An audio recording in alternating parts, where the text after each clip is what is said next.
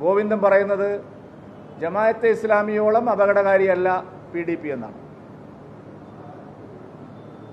PDPയുടെ സഖ്യമുണ്ടാക്കാനുള്ള LDFിൻ്റെ തീരുമാനത്തെ ജമാഅത്തെ ഇസ്ലാമി UDFുമായി സഖ്യമുണ്ടാക്കുന്നതിനെ പറഞ്ഞുകൊണ്ട് അവർ ന്യായീകരിക്കാൻ ശ്രമിക്കുകയാണ്. രണ്ട് മുന്നണികളും കലാപകാരികളെയും ഭീകരവാദികളെയും താലോലിക്കുന്ന സമീപനമാണ് ഈ തെരഞ്ഞെടുപ്പിൽ കാണുന്നത്. വർഗീയ ശക്തികളുടെയും മതഭീകരവാദ ശക്തികളുടെയും പിന്തുണയിലാണ് രണ്ട് മുന്നണികളും തെരഞ്ഞെടുപ്പിൽ മത്സരിക്കുന്നത്. ജമാഅത്തെ ഇസ്ലാമിയുടെ പിന്തുണ സ്വീകരിക്കാനുള്ള UDFിൻ്റെ തീരുമാനവും ISSൻ്റെ PDPയുടെ പിന്തുണ സ്വീകരിക്കാനുള്ള LDFിൻ്റെ തീരുമാനവും കേരളത്തിലെ മതനിരപേക്ഷതയ്ക്ക് വലിയ പോറലാണ് ഏൽപ്പിക്കാൻ പോകുന്നത്.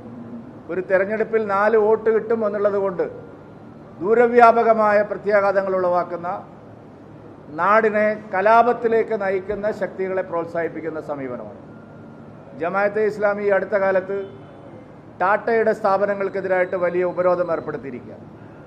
കേരളത്തിൽ ഇന്നേ വരെ നാം കണ്ടിട്ടില്ല ഒരു വ്യവസായ സ്ഥാപനത്തിനെതിരായിട്ട് ഫത്വ പുറപ്പെടുവിക്കുന്നത്. ടാറ്റ എന്ന് പറയുന്നത് ഈ രാജ്യത്തെ ജനങ്ങളെ സംബന്ധിച്ച് ഇത്രയും ദേശീയമായ ചിന്താഗതിയുള്ള നമ്മുടെ രാജ്യത്തിൻ്റെ സമ്പദ്ഘടനയ്ക്ക് ഇത്രയധികം വിലമതിക്കാനാവാത്ത സംഭാവനകൾ നൽകിയിട്ടുള്ള, എല്ലാ നിയമങ്ങളും അനുസരിച്ചുകൊണ്ട് പ്രവർത്തിക്കുന്ന ഇന്ത്യയിലെ ഏറ്റവും അഭിമാന സ്ഥാപനമായിട്ടുള്ള ടാറ്റയെ ബഹിഷ്കരിക്കണമെന്നുള്ള ഫത്വ കേരളത്തിൽ ജമാഅത്തെ ഇസ്ലാമി പുറപ്പെടുവിച്ചിരിക്കുകയാണ്. അതിനെതിരായിട്ട് ഒരു ശബ്ദം പോലും LDFിൻ്റെയും UDFിൻ്റെയും ഭാഗത്തുനിന്നില്ല. ആ ജമാഅത്തെ ഇസ്ലാമിയുടെ പിന്തുണയാണ് UDF സ്വീകരിച്ചിരിക്കുന്നത്. കലാപങ്ങൾ നടത്തി മനുഷ്യക്കുരുതി നടത്തിയ ISS PDPയുടെ പിന്തുണയാണ് LDF സ്വീകരിച്ചിരിക്കുന്നത്. ഇത് മതനിരപേക്ഷതയ്ക്കുള്ള കളങ്കമാണ്, സമാധാനവാദികളെ ആശങ്കയിലാക്കുന്നതാണ്, ദൂരവ്യാപകമായിട്ടുള്ള പ്രത്യാഘാതങ്ങൾ ഉളവാക്കുന്നതാണ്. LDFും UDFും ഇത്തരത്തിലുള്ള അപകടകരമായ നീക്കത്തിൽ നിന്ന് പിന്മാറണം എന്നുള്ളതാണ് നിലമ്പൂരിലെ വോട്ടർമാർ ആഗ്രഹിക്കുന്നത്. NDA അതാണ് പറയുന്നത്. വികസനം ചർച്ച ചെയ്യാൻ നിങ്ങൾ എന്തുകൊണ്ട് തയ്യാറാവുന്നില്ല? ഭരണ നേട്ടങ്ങൾ ഉയർത്തിപ്പിടിക്കാൻ എന്തുകൊണ്ട് LDF തയ്യാറാവുന്നില്ല? UDFിൻ്റെ എത്രയോ വർഷത്തെ MLAമാരുണ്ടായിരുന്ന സ്ഥലമാണിത്. ആര്യട മുഹമ്മദ് വർഷങ്ങളോളം MLAമാരുണ്ടായിരുന്ന സ്ഥലമാണിത്. ആ നേട്ടങ്ങൾ എന്തുകൊണ്ട് നിങ്ങൾക്ക് പറയാനില്ല? എന്തിനാണ് നിങ്ങൾ വർഗീയ ശക്തികളുടെ പിന്നാലെ ഇങ്ങനെ നാണം കെട്ട് നാടിനെ അപകീർത്തിപ്പെടുത്തുന്ന രീതിയിലേക്ക് പോകുന്നത്? ഇതിനെതിരായിട്ടുള്ള ശക്തമായ നിലപാടാണ് ഈ തെരഞ്ഞെടുപ്പിൽ NDA ഉയർത്തുന്നത്. ജനങ്ങൾ ഈ വിഷയത്തിൽ LDFിൻ്റെയും UDFിൻ്റെയും ഈ അപകടകരമായ നീക്കത്തെ ചെറുക്കാനുള്ള പിന്തുണ ഞങ്ങൾക്ക് തരും എന്നുള്ളത് ഉറപ്പാണ്.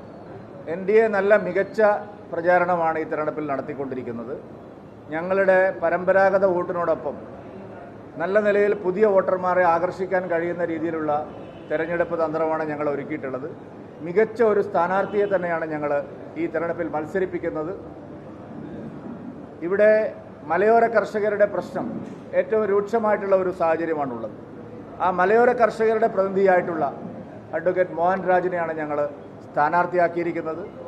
അനന്തുവിൻ്റെ മരണത്തിന് ശേഷം മലയോര കർഷകരുടെ ഇടയിലുള്ള പ്രശ്നങ്ങൾ, ആ പ്രശ്നങ്ങൾക്ക് വലിയ ചർച്ചയായി. ഇവിടെ ശരിയായ നിലപാടെടുത്ത ഒരേ ഒരു മുന്നണി NDA മാത്രമാണെന്ന് ജനങ്ങൾക്ക് ബോധ്യമായി. കാരണം പന്നിയെ വെടിവെച്ച് കൊല്ലുന്ന കാര്യമായാലും, വനം വകുപ്പിൻ്റെ അനാസ്ഥയുടെ കാര്യത്തിലായാലും, വനനിയമങ്ങളുടെ പരിഷ്കരണത്തിൻ്റെ കാര്യത്തിലായാലും ഇത്രയും ദിവസം ഇവിടെ LDFും UDFും നടത്തിയ പ്രചാരണങ്ങളെല്ലാം പൊളിഞ്ഞു വീണിരിക്കും. മുഖ്യമന്ത്രി പറഞ്ഞത് ഞങ്ങൾ പന്നിയെ വെടിവെക്കാനുള്ള ലൈസൻസിനായിട്ട് പ്രധാനമന്ത്രിയെ സമീപിക്കുന്നതാണ്. പക്ഷേ പന്നിയെ വെടിവെക്കാനുള്ള ലൈസൻസ് ഇവിടെ എത്രയോ കാലമായിട്ടുണ്ട്. പന്നിയെ വെടിവെച്ചവർക്ക് കാശ് കൊടുത്തില്ല എന്ന് പറഞ്ഞ് LDF തന്നെ സമരം നടത്തുകയാണ് പഞ്ചായത്തുകൾക്കെതിരായിട്ട്. അപ്പോൾ അവരുടെ ഇരട്ടത്താപ്പ് പൊളിഞ്ഞു വീണിരിക്കുന്നു. മാത്രമല്ല, വനമേഖലയിൽ താമസിക്കുന്നവരുടെ പ്രശ്നങ്ങൾക്കുള്ള ശാശ്വതമായ പരിഹാരമാണ് 2023 വനനിയമ ഭേദഗതി നരേന്ദ്രമോദി സർക്കാർ കൊണ്ടുവന്നത്. അതും ഇവിടെ ചർച്ചാ വിഷയമായിട്ടുണ്ട്. ആ നിലയിലെല്ലാം ഇവിടെ പ്രചാരണത്തിൽ മുന്നിട്ട് നിൽക്കുന്നത് NDA തന്നെ.